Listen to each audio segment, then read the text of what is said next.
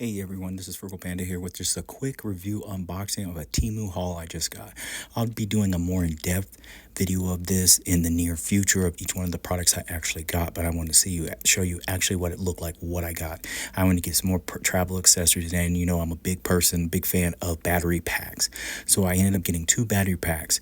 One is 10,000 mAh's, has a Type-C input and two outputs.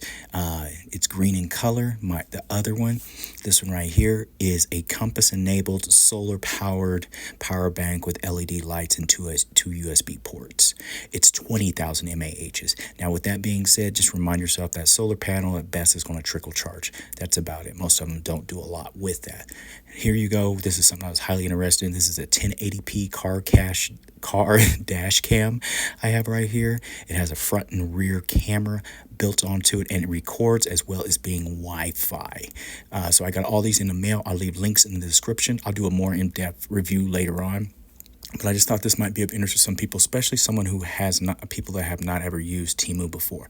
There'll be links in the description. There'll be some with some discount codes too, so you can get some money off. Anyways, this is Frugal Panda, everyone. Thanks for watching, and I hope this helps someone out there. Goodbye.